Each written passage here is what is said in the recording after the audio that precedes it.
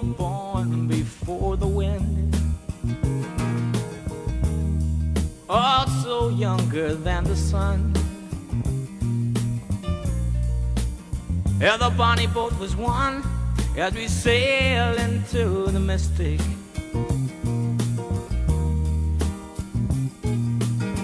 I can now hear the sailors cry, smell the sea and feel the sky. Let your soul and spirit fly into the mystic.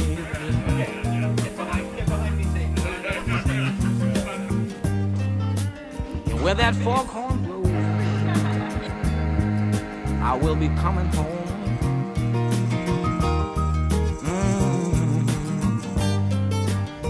Yeah, when the foghorn blows, I wanna hear it. I don't have to fear it, and I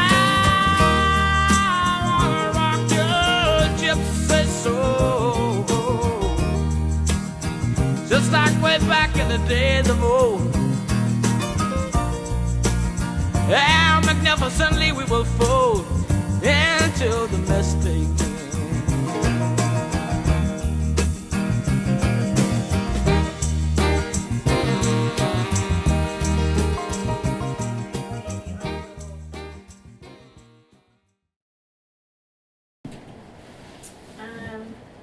And I know Micheal for sure will be much relieved, possibly Dad too, that I have no difficult questions to ask you Hallelujah. at the moment. Are you feeling well? Yeah, a little feverish. This session is called, well, and perhaps there's a reason, this session is called On Teaching the Love of Poetry. So not just on teaching poetry, but on teaching the love. How do you, I'm not going to fill it anymore. I'll just give you the title. Dad's going to speak to that title for a little while. And then I asked Micheal if he would respond to things that Dad was saying as a practicing poet himself, but I have given him full permission to begin heckling David as soon as he wants to. So he's allowed to interject, ask questions.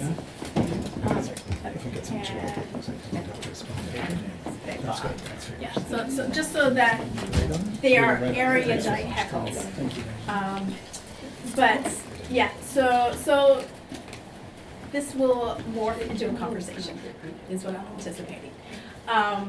And we won't have a question time after this session, because then we're going to break for coffee and for a lovely regional treat, and we will consume those back in here.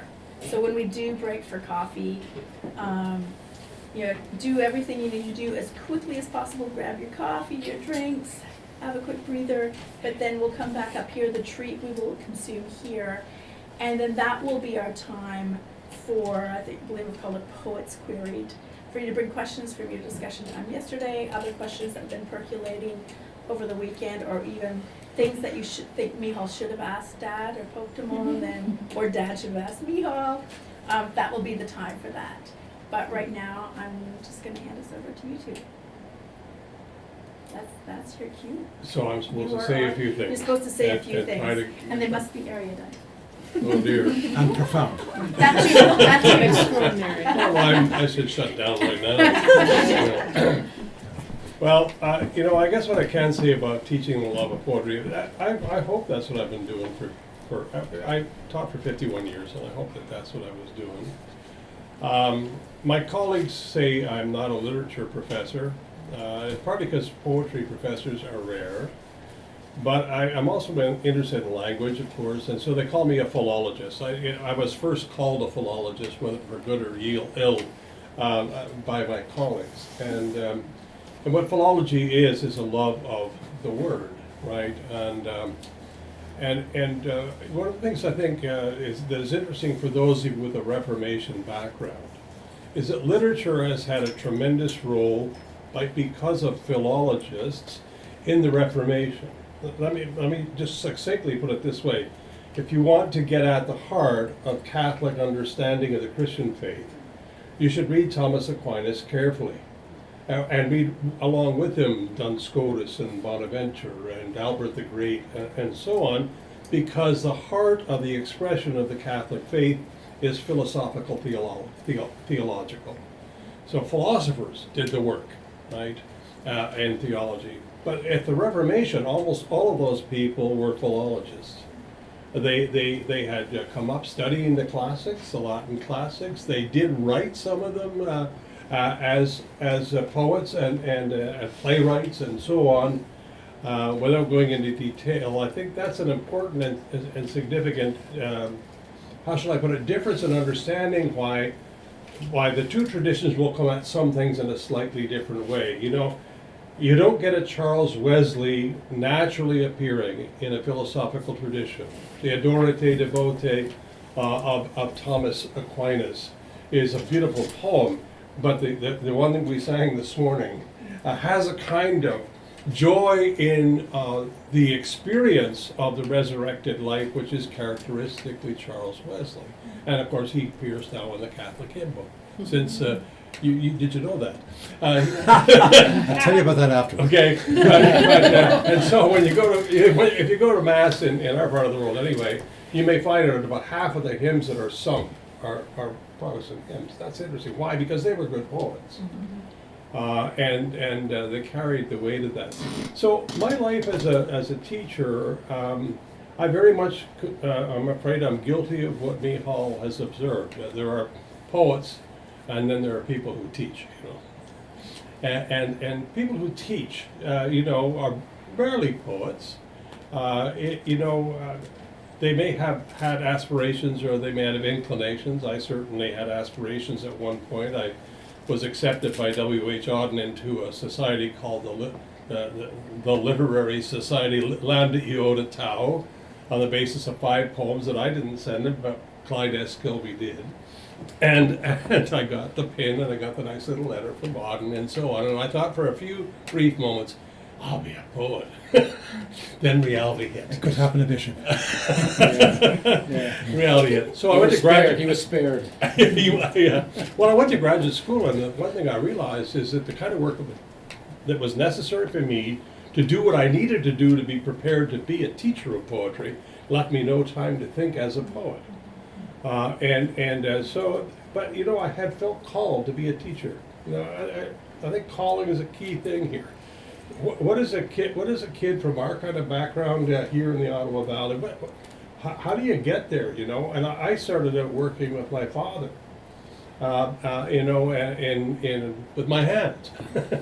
I wasn't thinking about such things at all. But when I went back to university, I had known from 2 things. One of them, I got real sick and I started to read Russian literature. And when I read Russian literature and was trying to learn Russian at first through tapes and so on, my soul was stirred, I moved, and I felt called by what was going on there. And when I got to the university, I immediately felt called to be a teacher. What a teacher does is focuses on people. If you're to be any good at all as a teacher, of course you teach books, you teach your subject, but if you've got to remember every blessed minute you're teaching people. And so for me, that's been the story of my life. I have students going all the way back, literally, to my first year of teaching, who periodically will send me, you know, here I am out here in the world, you know, that was very helpful. Or, you know, I don't remember what you said in that lecture at all, but I remember you're talking about the word truth. Or the word, you know, one of my lectures I talk about the knights, you know, who loved truth, honor, freedom, and courtesy, you know. And I have to tell my modern students, you think you know those words because they look just like your words, but they don't mean what your words mean, any of them.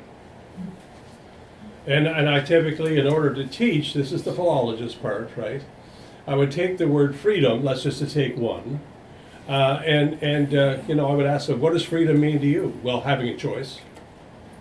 Really? Okay, so what? Anything else it means? Autonomy, independence, liberty, especially in the United States. And I would say, well, it didn't mean that to Chaucer at all. So if you take the Middle English dictionary that's glossed by an Anglo-Norman dictionary, and you see what's opposite freedom, it's largesse, generosity, other directedness, not self-directedness. So, how do you preserve that in English? And, the only thing I've ever come across in my life is the free spirit who buys everybody around in the pub. He's a free spirit. He's a generous. And you get free spirit. Oh, he gets it too well. Well, touche. So anyway, I think part of what you're doing when you're doing that is you're giving people their own language in a richer, deeper way. And then when you go into the poems like that, and the poets do wonderful things with language, and they learn to love poems by, in fact, memorizing some of them. I really believe that that's crucial. You don't have to have them memorize every poem that they read, but having them memorize some. And one of the things that my students will often say, again, years and years later, I don't mean just by students from Canada or the United States or England, but I mean students from China. They will say the thing that really made a difference is when you would read a poem, and the way you read it brought it to life. And I understood it. And that's part of what a teacher of poetry does. Does not ask people to have the encounter only on the page, but through the ear, to hear it, because what I was saying earlier this weekend about the Lord saying, let these words sink down into your heart, that is a phenomenon that's real. I mean, the spoken voice will let something sink down and touch you emotionally much more profoundly, to use the word of the moment, much more deeply, to use the meaning, right, than just reading it off a page.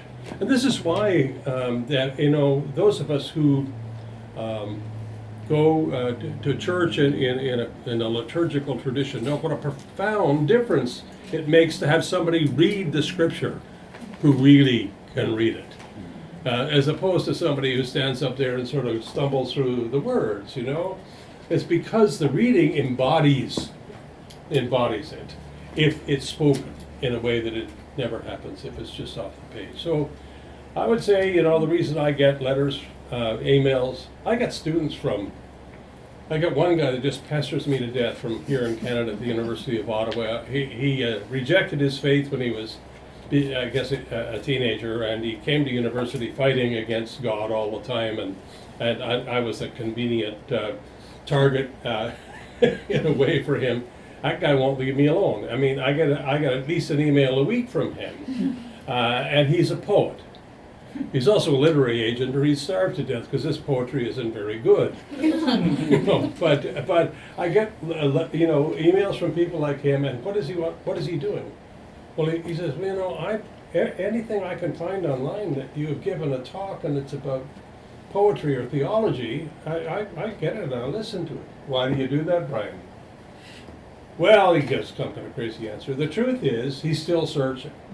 He's still searching. And he's wanting that encounter in the heart to happen in some way, Well, then you get the other kind of student who writes you back and says, hello, I'm Celia Fantaci. You probably don't remember me, but I was in your such and such a class on the Inklings or on Chaucer or whatever it was, back at the University of Ottawa in 1978. And I now have 5 kids, and I'm out here and so on, but I thought of you the other day and I looked up and lo and behold, I found you online. So here I am, thanks. And I got all kinds of those, as you'd imagine, too, What that tells me, and this is enormously gratifying for a teacher, what a teacher wants to know is how their students are doing. And I care enormously about how my students are doing. And that's, I've had this wonderful gift of the Lord that let me teach not only in my own country, but in England and in the United States now for many years. I was tenured in the United States. You go to China too, yeah? And China, yeah. And, since 94, early 94, until 2015, I was going to China on a regular basis and teaching there. Mostly people, the age of some of you younger ones, graduate students, right? But the room would fill up with faculty and so on, and tremendous relationships developed there. And you know, they treat you like a parent over there. If you're their teacher, you're almost like their dad, you know.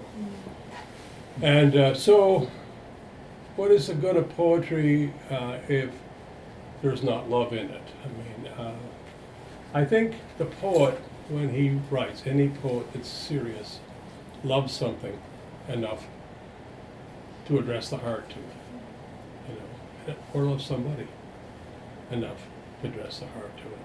And a good poet conveys something that inspires love, affection, reflection in the rest of us, right? And if we're inclined to like a poet more than some other poets, there's going to be a kind of a consonance of affections there. We have good relationships because we love the same things, you know, or at least some of the same things, and it allows us to build things up.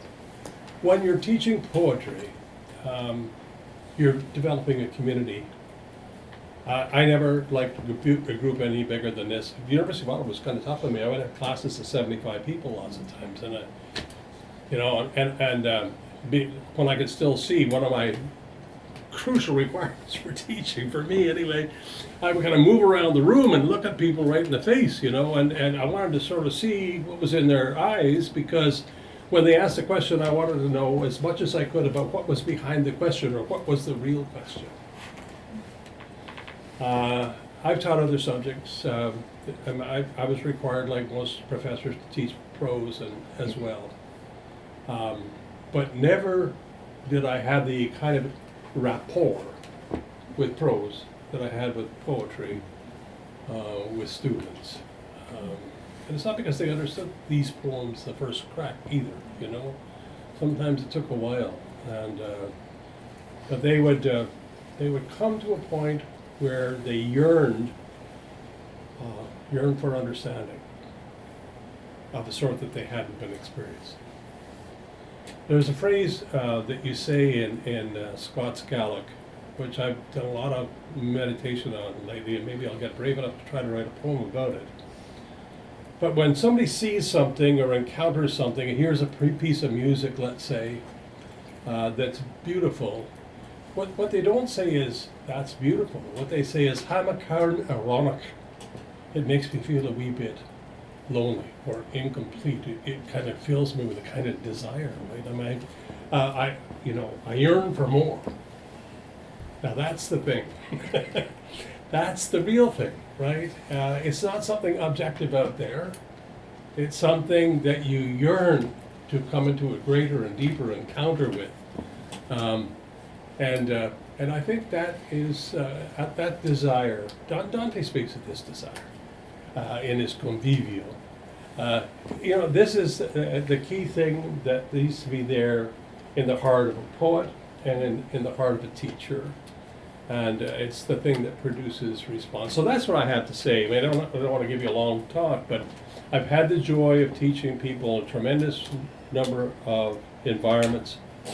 And, you know, it'll surprise you, but I mean, some of the very, very most responsive students I've ever had have been Chinese in China. Not their first language, you know, at all. And some of the best students I had at the University of Ottawa were Francophones. It wasn't their first language, right? But the language of poetry sometimes, as it were, brings out the things that you need to synthesize a relationship and an experience. So anyway, I thank the Lord for that good stuff. I don't imagine myself to have been the world's greatest street teacher, anything like it. I was often probably pretty clumsy. And my students in America have always laughed at me, by the way, because one of the affectations of my youth was at Wheaton to try to get away from people mocking me for talking like the Ottawa Valley was, I think I said to some people, to try to speak Middle American. I put a load of effort into that. And when I lecture, you know, I often, almost always in the States, I will start and I'll be speaking Middle American, you know. But in a poetry class, I don't get very far into it, and if I get at all emotionally involved in it, as Catherine says, I revert to my first language. You know, I can't help it, you know, and that's because it's a hard language too, you know. And for me, you know, if you grow up around here and you listen to the old storytellers, they have a kind of poetry. It's a great area for narration of, you know, everybody's got a story about somebody. What I call signature narratives. And so, oh, you know about Jack Logan, do you? Okay. Well, You used that term in one of your books, didn't you? I did, yeah. In real characters. That's not their term, that's my term for what it is. The story about Jack Logan is this, let me tell you, you know. And so I'll give you Jack Logan if you haven't read real characters. So Jack Logan was dead and gone long when I was introduced to him by Geordie Ellis, a neighbor, and Geordie's pasture, line fence, was there. On the other side, it had all grown up to the forest again. It was taking it over, which will happen quickly enough in this part of the world.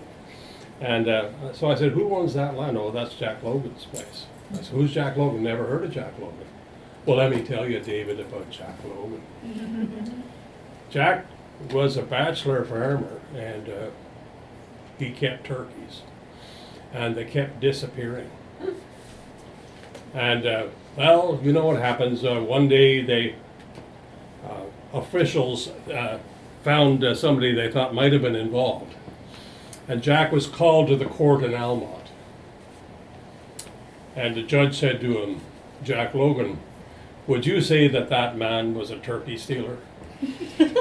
And Jack said, well, Judge, you know I'd hate to say a thing like that about any man. On the other hand, if that lad was around, I'd roost me real high. So see, those signature narratives, you can tell off. There are poetry right in, right? Yeah. And my soul rejoiced in it. It always has, you know. So I'm far less a scholar than a person who lives in that kind of encounter. Okay, I'm done. Can you see that page? Yeah, I know you wrote all over it. I'm terrified. I shouldn't. I've been clocking it up. No, this is going to be an exercise in improvisation, which we've been talking about all along, because I had been told. I told him not to prepare. Not to prepare, just to heckle. Yeah. So this is going to be an absolute improvisation, you know. But first, just say, David, that I love your attitude to it. That you're more a lover of it than a scholar, and I think if there was more people around like that, the world would be a better place. It's wonderful to hear you. So what I've just done is I'm going to sort of improvise on each of the things that you came up with and make just a few comments. I was fascinated, to start with, that you said you're not a professor of poetry, a lover of language, and therefore you were called a philologist, which of course is interesting, because a philologist is, you know, it's philine and logos and so on, a lover of words. But for me it meant always something else. A philologist was a student of Indo-European when I was at Trinity, because I had to take courses in philology, which meant tracing back, you know, the groups of languages that fall in India and back into do you want to know? Absolutely. Okay. No, I mean, it's very simple. If this is going to be a brief word on what philology is. If you knew Spanish and knew French and knew Italian or something, you look at the word for mother, and you're going to have madre and so on. You'd say there's something in common here, but you know the answer. There is something in common. They all came from Latin. But then if you take Slavic languages, Celtic languages, Latin languages, Greek and even Sanskrit, and you look at them all together, and you do this comparative method, you come up with an answer as well. In other words, Russian maths, Irish more, mother in English, mater in Greek, mater in Latin, and so on. and you would work the same thing. This time you don't have the answer, but you create the answer and you call it Indo-European, which is the language from which all these languages came in India and in Europe, barring of course in Europe Basque, which is a mystery, and the Finno-Hungarian ones, such as in other words you have Hungarian, you have Estonian and Finnish and Lappish, all of them, a whole lot of them across where the Soviet Union was. Enough about philology, but that's what philology meant for me, so I'm fascinated to hear you use it in that sense. Now, just anecdotally, you talk about the Catholics with these Wesley hymns. It was fascinating because I thought that'd get them. No, it was fascinating because when I was at boarding school, we had Catholic hymns, and when my beloved Breeds went into a home, they had mass there on a Sunday, and there was a nun used to play and sing hymns, and I was the male choir because it was a place for women. So they were all women, and nearly all of them were older, and their husbands were dead. So I was the only person that was there at mass on the Sunday, but I discovered there was all these damn hymns I'd never heard before. I don't know where they came from. So I what I used to do then was get the nun who played the hymns to the nun who had the leaflets, hoarded them and didn't like them. She had to steal one and give it to me, and then I would sit up in my study, which is up on the top of the house, on a Saturday night and play them on YouTube and practice them. So I learnt a whole lot of Wesley tunes that way, and I loved them. They were terrific. So, but then back to this whole thing of teaching and as opposed to being a poet and so on. And you've heard me a little bit on this before, but I had no choice really. I mean, I think you're right. I think a lot of people go into teaching and they may have had some vague notions about being a poet, and then that sort of they get taken up and they find their calling is teaching, as you speak. I was the opposite, absolute opposite. I had, as I said to you earlier in another talk, I had worked out that probably the place to hide out as a poet was in a university. But as soon as I started to teach, I realised that I couldn't be a teacher. I didn't enjoy waiting 4 years to see people mature. I was more interested in the subject. Some of them take a lot longer than 4 years. Just Yeah, no, but I mean, I laughingly joked about giggling girls that I got in the first year. They've ended up judges and scholars and all sorts of things, but I hadn't the patience to wait for that. So my calling, I knew, and do you know, I'm sure many of you have read the Rilke's letters to a young poet. He talks, and it's really a very fascinating thing. He says, unless you wake in the middle of the night, and if you say to yourself, I will be the unhappiest person, that I just cannot live without writing poetry, then keep bloody away from it. Don't go near it, is Rilke's message. Well, I'm afraid I woke up in the middle of the night, and I know I'd be the unhappiest man in the world if I didn't, and I had to get out of it. I had to get out of teaching. So my calling was definitely poetry and not teaching. But then you mentioned that you were talking about it was Russian literature that moved you and turned you to a teacher and so on. There's another element to teaching which I certainly hadn't got. I was talking to you. It was, yes, I was talking to you about it earlier. That apart from having to love the giggly girls, you have to also be able to hold back probably 20% of your emotional energy if you're teaching, or you end up in bed at the end of each term, as I did. I just by temperament I'm 100%.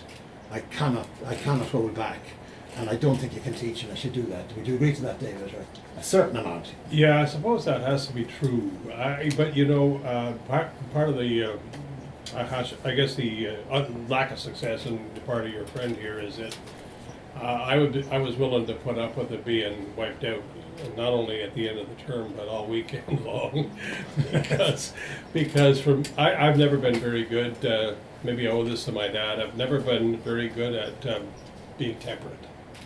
Yes, yes.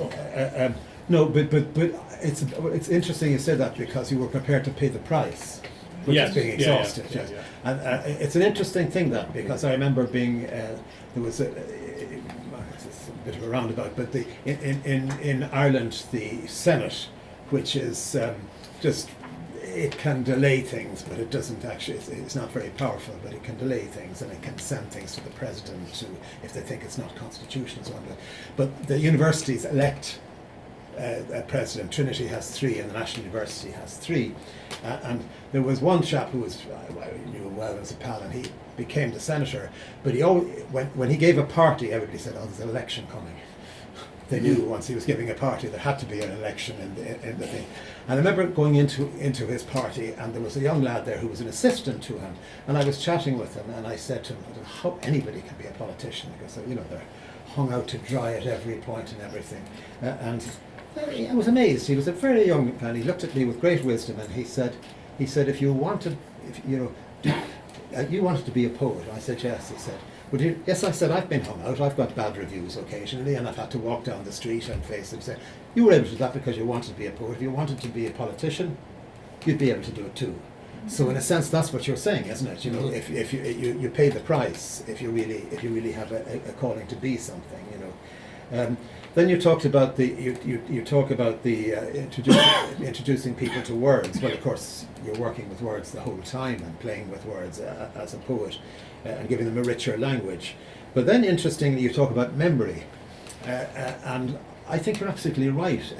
Kavanagh, as I quoted before, said, "If I've any roots," and he never went beyond the primary school. And I still think he was, at his best, he was the best Irish poet writing in English in the 20th century. Never went beyond this. Never went beyond the primary school, and he just said my roots were in the school books. And I'm sure to this day the rhythms which drive you to writing poetry are things you learnt by heart. And I don't know, from what I gather in the US, kids don't learn poetry by heart in school anymore. I mean, depends on the school, but not as much. Depends on the school, probably. Yes, I'm sure to an extent. But I found it awfully hard to learn off by heart. I mean, I really struggled. We used to have to learn the catechism by heart too, and God, it was a killer. I found it terribly hard. I mean, yeah, but still, the vocabulary. Talking, this is on your meaning of words and so on. I can still recite the what's it called, the 7 deadly sins. Oh, sure. Yes. I mean, it's because you've had so much experience with them. I know. Yes. Yeah, absolutely. Pride, covetousness, lust, anger, gluttony, envy, and sloth. Yeah. But that was a great thing to have, actually, to have that sort of vocabulary, from the thing. But also, it's part of this memory thing. But then you came to something else which fascinates me, which intrigues me, is talking about an oral art. And I never forget that. I mean, yes, the page has taken over to an extent, and you can possibly do certain things on the page, but it's still an oral art for me. And interestingly, I forget, I've had so many wonderful conversations, and thank you all for the conversations we've had together. But I was saying to somebody that when my great friend David Ford, he sometimes pays me the honour of quoting me, but when he reads the poems, my poems, he reads them utterly differently from the way I read them. And how I would put it down is that when he reads them, I hear him stressing the meaning the whole time. When I read them, I want to hear the music. Yeah. I want to hear that. I want to hear that. I'm terribly conscious of it being an oral art. So, and that's the point I think you were making about it being an oral art. But another thing is, and this is coming off one of the things you said, but rather tangentially. This is sounding like that great phrase, my long-winded friend went off in a tandem.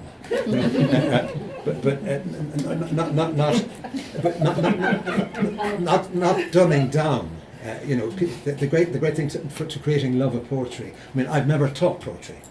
I've occasionally I found myself where I wanting to giving a reading somewhere, and I had to do a workshop as part of it.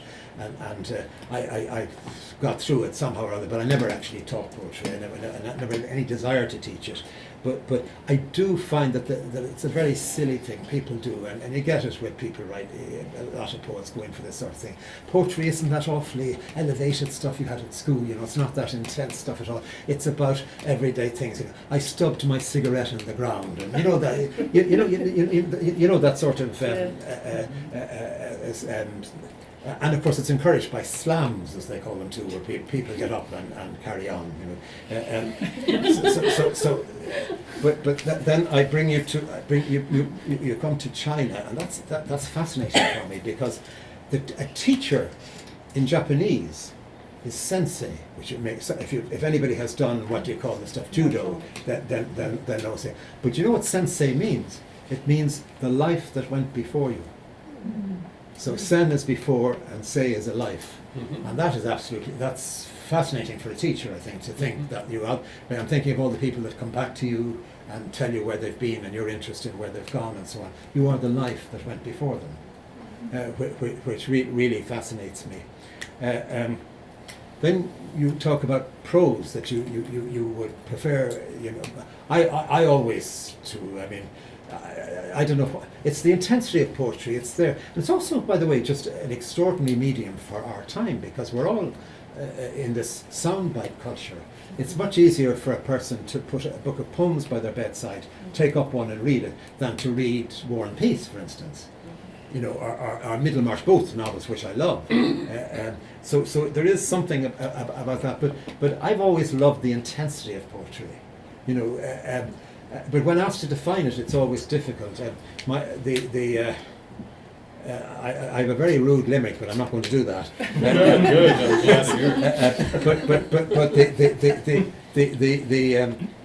But the one definition of it is, which David and I love, is it's the stuff that doesn't go to the edges.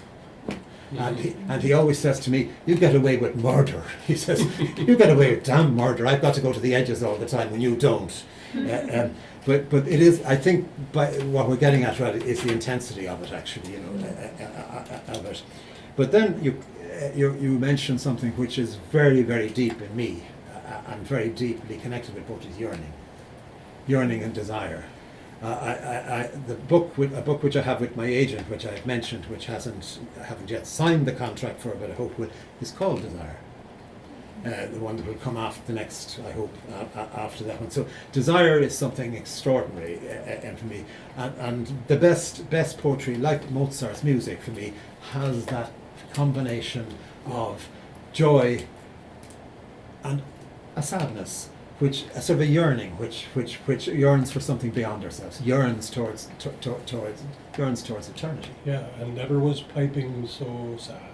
And never was piping so gay. That's it. That's the host of the air. That's yes. it. Yeah. No. That for me is something very, very deep. Just as one other thought that I had too.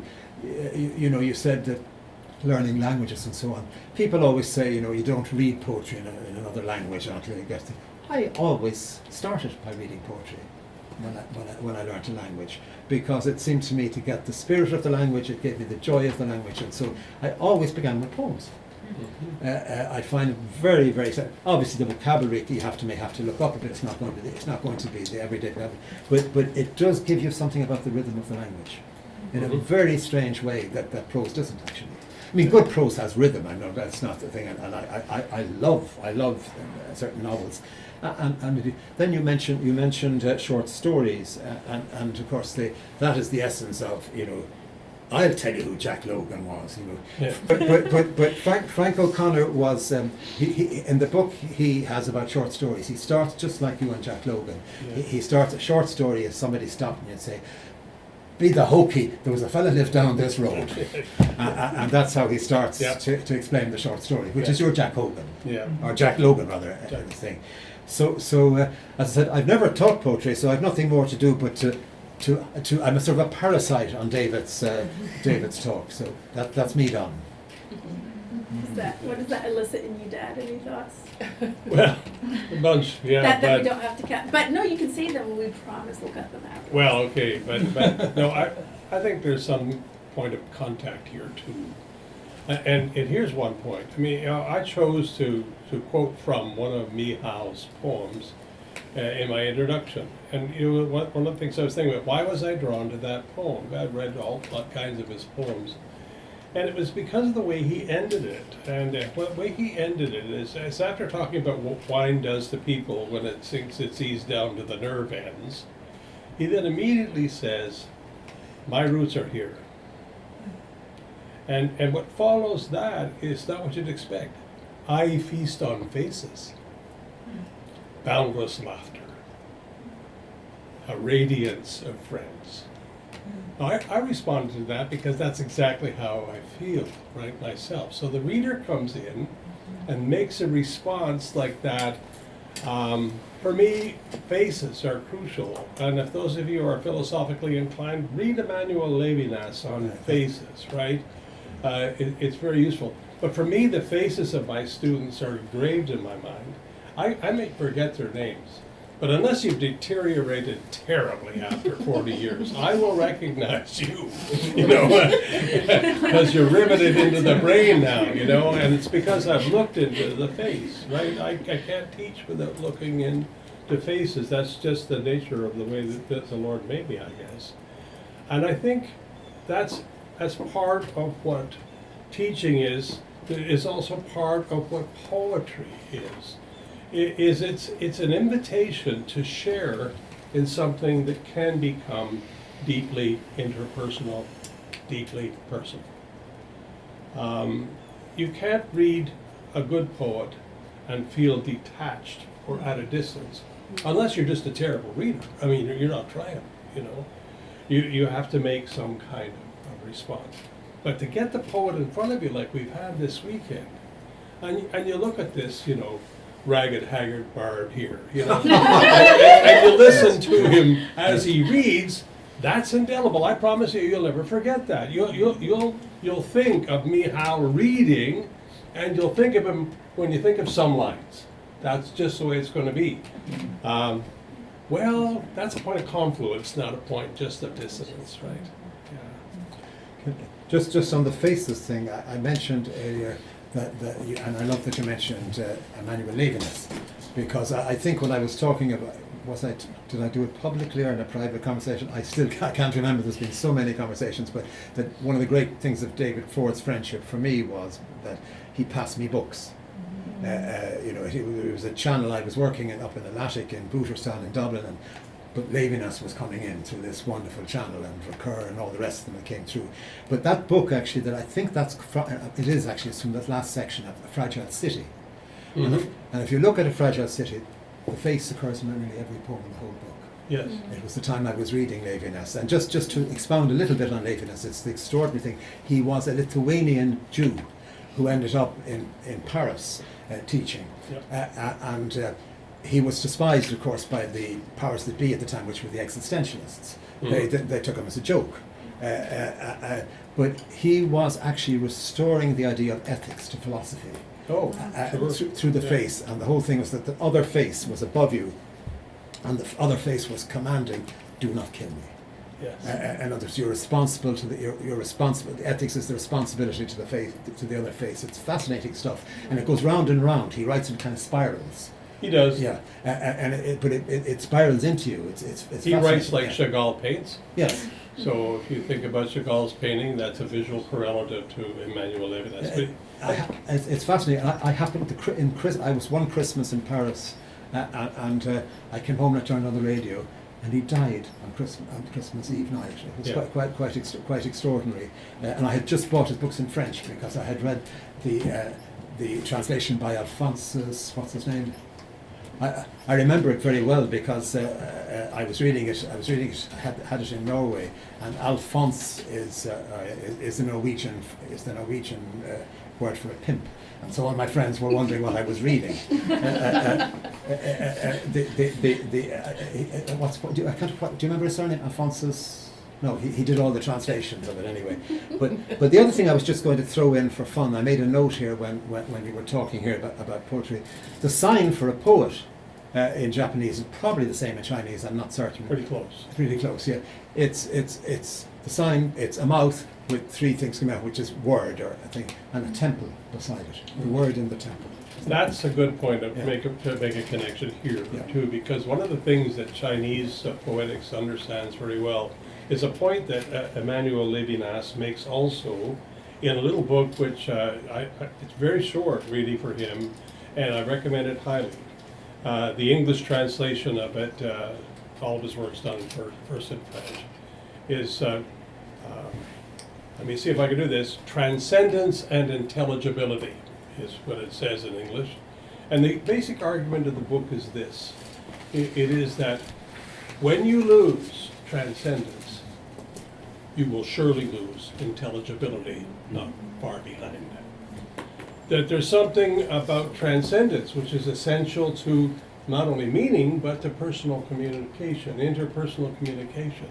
You depend upon that tertium quid, that other, which is out there, to which both of you somehow connect, or in some degree or other. And that transcendence is crucial to intelligibility. Now, I think a lot of poetry, the best poetry, is really a movement from the self of the poet speaking, or the other selves in the world, toward a sense of transcendence. One of my favorite poems that I would often inflict upon my students to try to make this point is a poem by Gerard Manley Hopkins. And some of you will know this one. It has no title, it's an untitled sonnet. But it goes like this. Let me just say before I start, it's got an octave, that sets the problem, and a sestet, which gives the answer, so to speak, to the problem, right? So the octave is going to be starting with self. So here's how it goes. As kingfishers catch fire, dragonflies draw flame. As tumbled over rim in roundy wells stones ring, like each tucked string tells each hung bell's bow swung finds tongue to fling out broad its name. Each mortal thing does one thing and the same, deals out that being indoors each one dwells, selves. Myself it speaks and spells, for that I came. Thank you, that was lovely. I say more. The sextet. I say more, yeah. I say more. The just man justices, keeps grace. That keeps all his goings graces. Acts in God's eye what in God's eye he is, Christ. For Christ plays in 10,000 places, lovely in limbs and lovely in eyes not his, to the Father through the features of men's faces. There it is. Okay, so that was like clapping between movements of speech.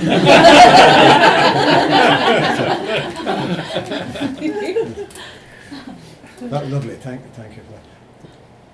I wish I had your memory for these things. You have incredible memories. No, shush. No false modesty from me, Micheal. You're wonderful at quoting these.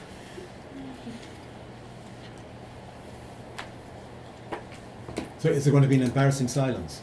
Well, yeah, do you have any other questions for each other? Because we can move into, these guys prompting questions, and then you can continue to push back as well. Against what? The ether. No, continue to prod each other. But why don't we take a question or two?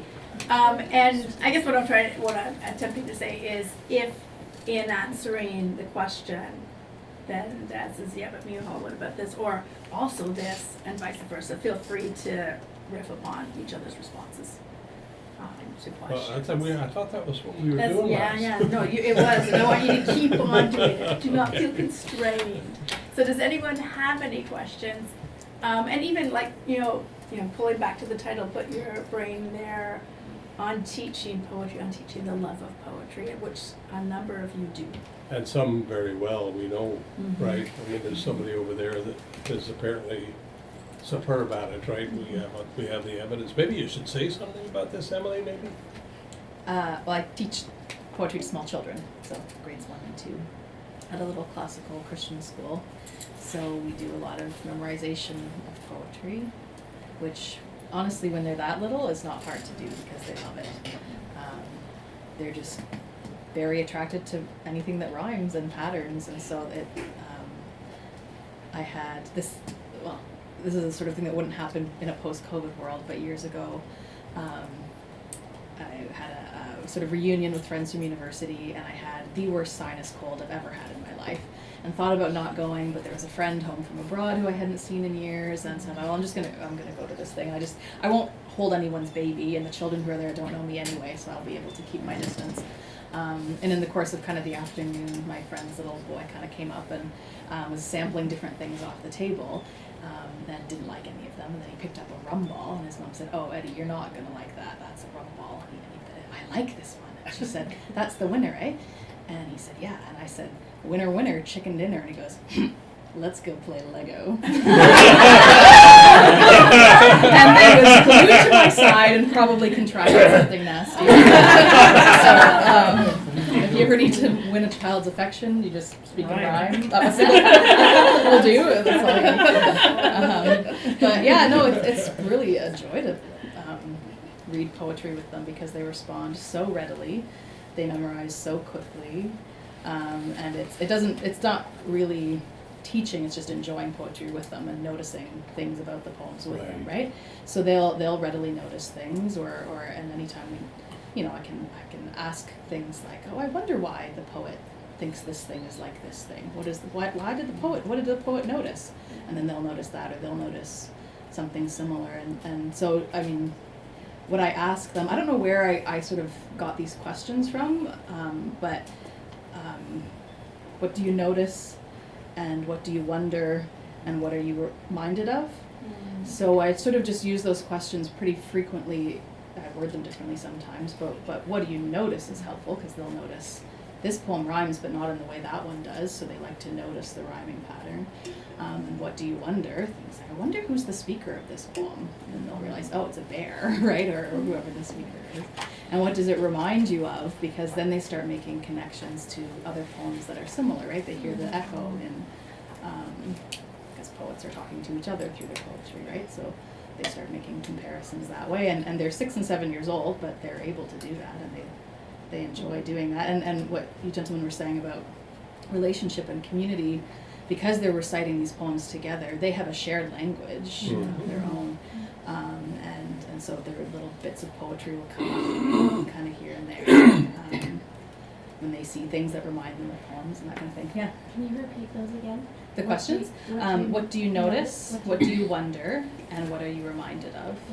Sometimes if we're doing this in the context of like talking about a story we're discussing, I'll say, what don't you want to forget? Or what do you want other people to notice or remember too? You can word those in all different ways.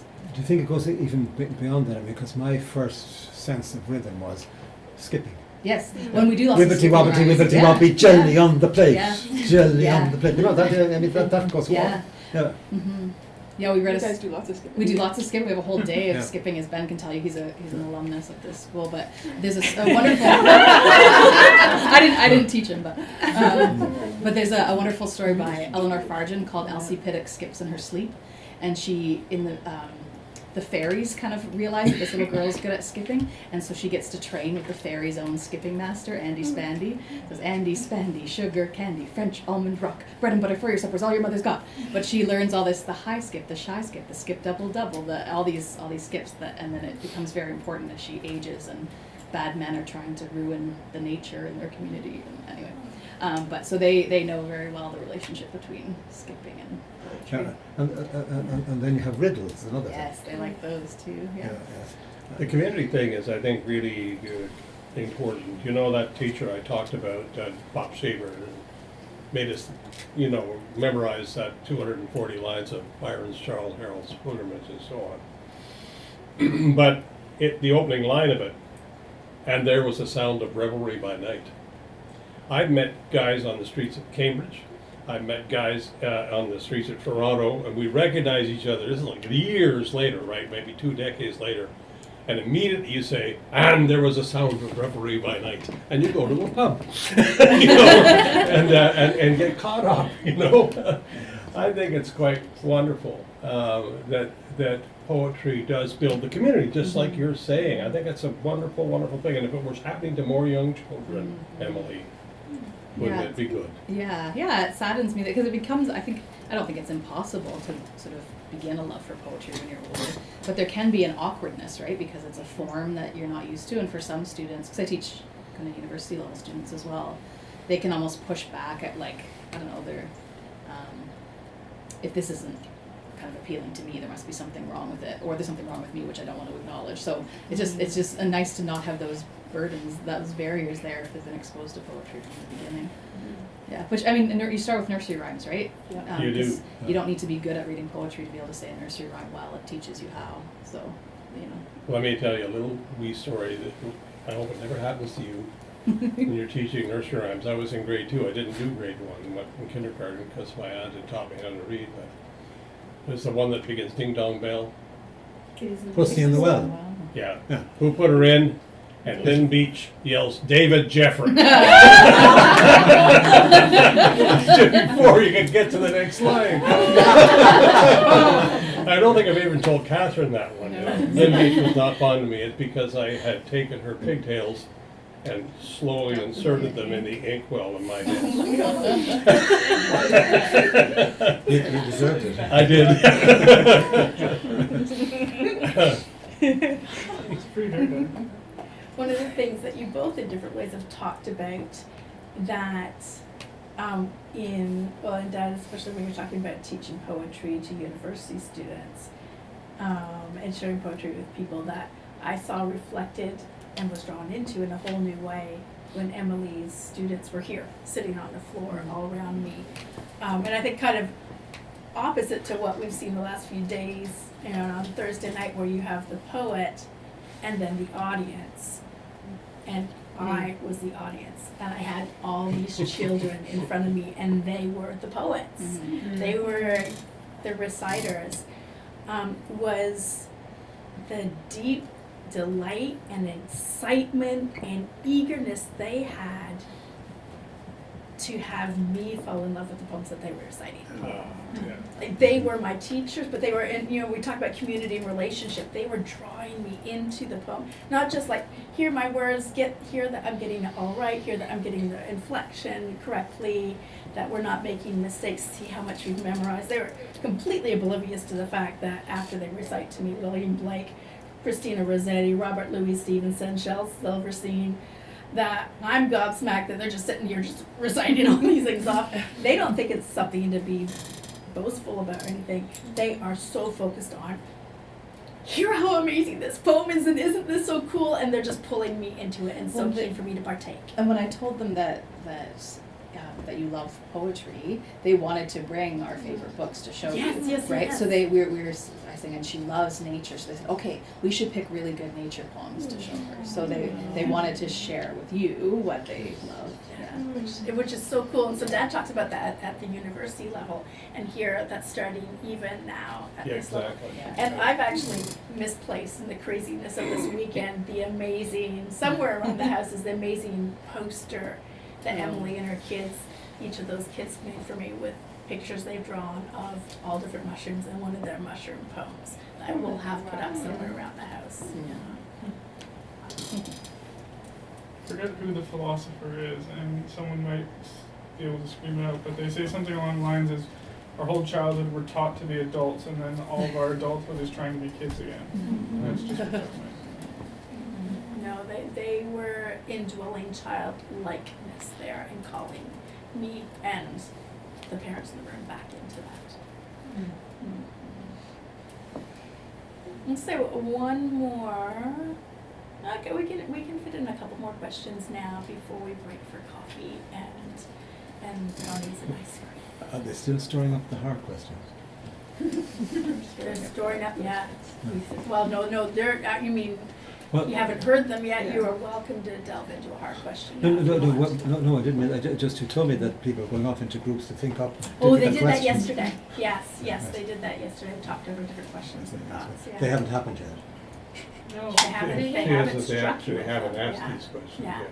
Yeah. Does somebody want to pull a question? I think we answered them ourselves. Oh, did you? Can I just give an anecdote? Yes. An yes. anecdote, not a No, question, but yeah, it's please do. related to one of the things you were talking about. It has to do with music in the church, Catholic Protestant melody. I've been working with a fellow who's writing a book about Civil War chaplains. He's a Roman Catholic, and the book is about Catholic chaplains in the war, and he wants to call it Faith of Our Fathers. Faith of our fathers, holy faith, we will be true to the end till Until death. death, yes, yes. So I had an interesting correspondence with him because I said, I grew up singing that hymn in my Protestant church. So I was fascinated about it, and I went and looked up the history of the hymn, and I should remember the name of the fellow who wrote it, but I don't. But anyway, he was a Catholic convert, and so he wrote it as a Catholic. But I said to David, there's something about this hymn that doesn't sound like a Catholic hymn. Who was his chief musical influence? Charles Wesley. So it's a really interesting hymn because It's it's gone the other direction. played in both contexts, but you have this strong Wesleyan influence, and it's in a hymn that I think is sung in both parts of the church without either side knowing that it's sung in No, the other side. I would have associated it with Catholicism, utterly. Yeah, yeah. So anyway. Which is beautiful because it's a relationship Yeah, instead of a yeah, division. exactly.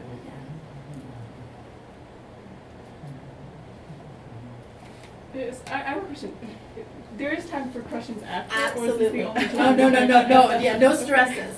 So we'll ask a couple more questions and we'll break for coffee, et cetera, and then come back up here. Yeah.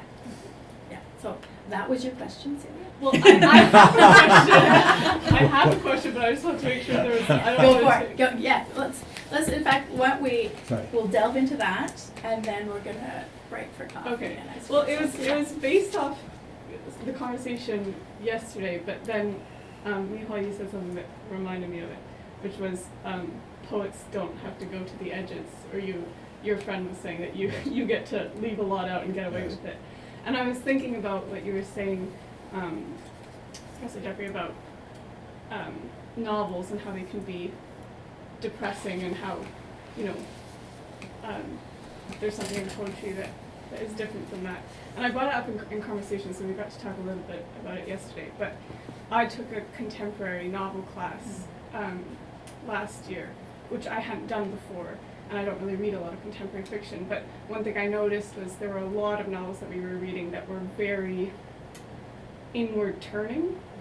So it was, I think it's called the auto novel or something like that. So it's not autobiography, but it's a fictional account of an author that lives a very similar life to the author who's actually writing the book. And it's about their, I don't know, you know, a part of their life. And it was just, it struck me as really depressing because it was a kind of lack of faith in story and narrative, right? Like this whole idea that we've gone through that you don't have a reliable narrator. And then I think you can't tell stories in the same way. And so I was thinking about something in poetry. I was thinking about our current context and how maybe it takes a lot of faith to write something like a novel, and it's very difficult because you have to confront so much of the nitty-gritty in life, and you somehow, if you're going to tell a story that isn't depressing by the end, I mean, that takes a lot of wisdom and skill, and I don't think a lot of people can do it. And there's something about poetry maybe that you're not forced to tell the story, you know, every part of the story, so that you don't maybe get bogged down by some of the things that we can't understand or countenance or that are more depressing.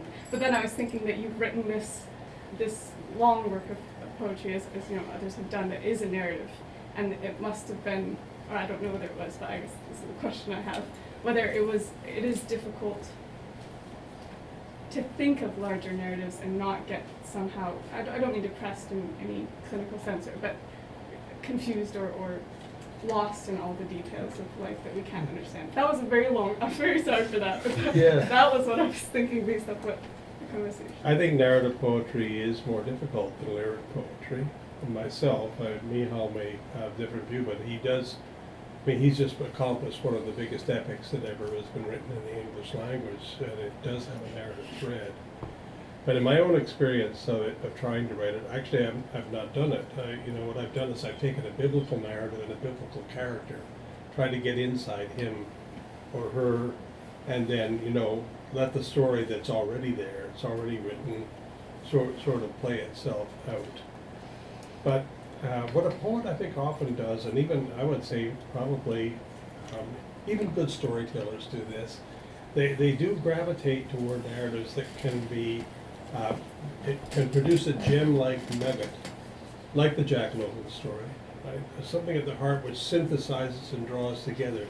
The person who has the gift to write Tolstoy's War and Peace, or Middlemarch, is somebody who has a capacity that I don't have. I'm going to come close to it, which is to create a character, and that's really the genesis of it. We create a character and follow a plausible imagination of how that character might develop in a series of circumstances which transcend in some way. I think that's very difficult. Maybe you might say Browning's dramatic monologues, have some of that in it, but they're not really that, right? What happens in the modern novel is that there's no longer motivation like there was with George Eliot. George Eliot was not writing about George Eliot just, right? What the modern novelist does very often, just what you say. It's a projection of their own ego as if it was somehow a more significant narrative than it really is. There's too much of that. It's not all that. Thanks be to God and the saints. But there's a lot of that. I don't think anybody's writing War and Peace anymore. I don't sense that there are very many novelists that are accomplishing that. Not in English-speaking culture. In Chinese culture, even the classic novels, which are really significant and long, are not being reproduced in contemporary post 1949 fiction at all. Post 1949 fiction is gray, dark, miserable, self-centered. But not all. I'm going to push it. No, in Chinese. Okay. You say, okay, so not all in English. I want to be careful of stereotyping too Sure, much. no. But would you say in Chinese? Can you say In Chinese, the Chinese novelists suffered greatly from the communist era. All right, and it's not in the way that you'd imagine. The novelist doesn't want to write propaganda. Some of them do, but what they do write is about the experience, that they have had, rather than what their culture has had most often. That before, what people were doing is writing the culture, the cultural dream of red mansions. For example, the Chinese. That's just something I've noticed in China, when I read Canadian fiction, which I did read a lot of at one point, some of it's much better than that. Some of it's much better than that. But it's different from writing poetry, I think. It's very hard for me to imagine a poetic novel. What I can imagine is a poetic, intellectual, and spiritual history like this fella has done, because he's done it, and Dante is his predecessor. And it's got things in it that no novel has Dante has, That's not an answer to your question. It's just a comment that reflects that I sense the frustration that you may feel with reading novels of a contemporary sort, which are ego-wrapped, as I call it.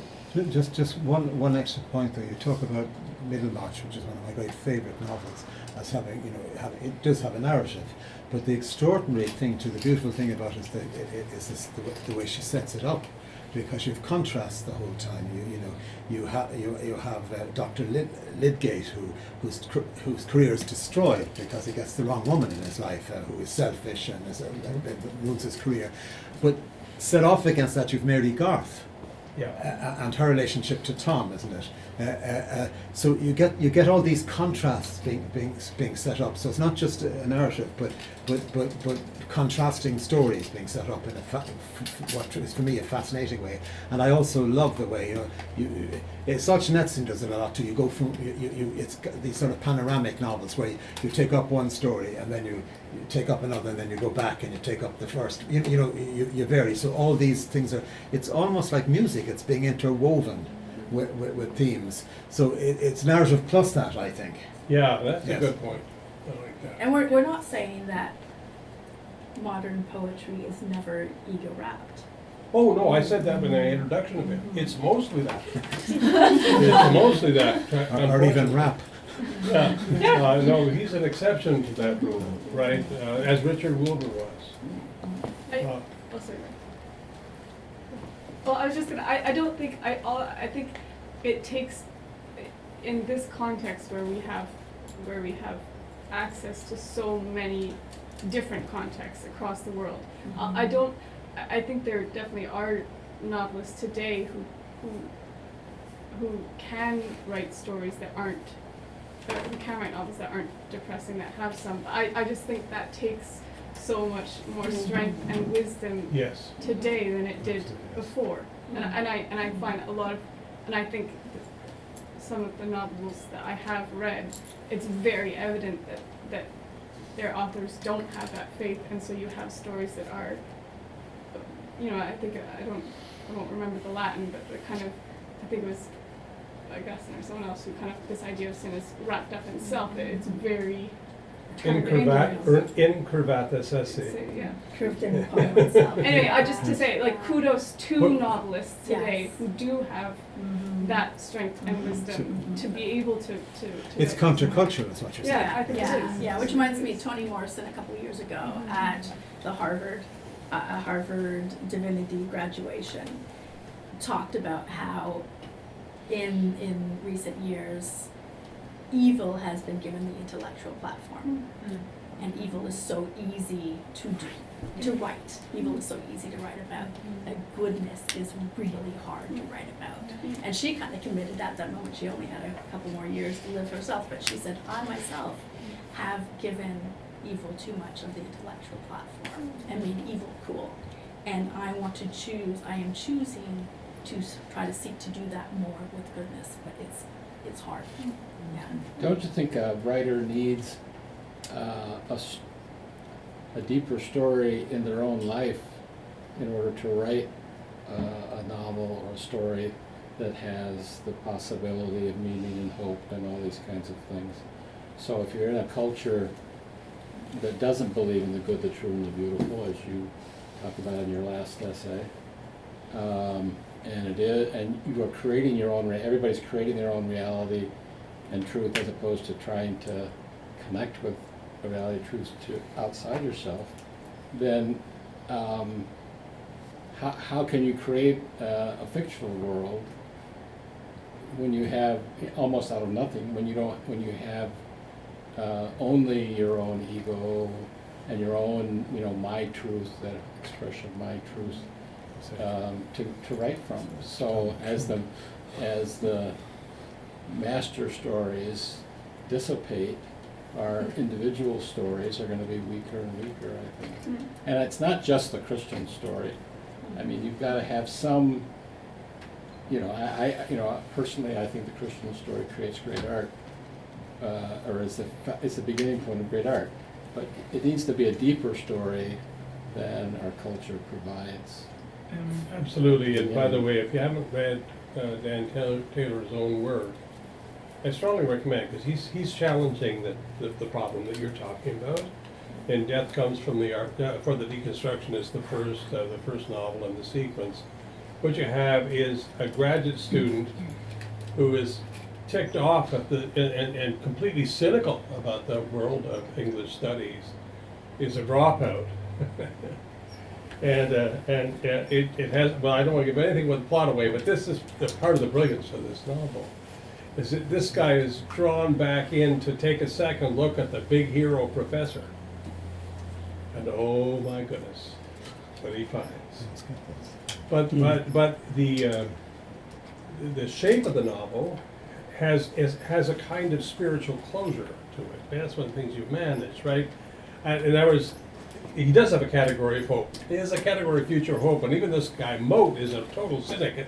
He's affected by this category of future hope out there. That's not like some of the stuff that you and I have read. but I really recommend it. It's hard to write that way because you tell you the truth when you say that doesn't appeal, right? The critics don't like that. You're likely to be called a Pollyanna writer, you know, if you write in that way. But the truth is, people are also hungry for it.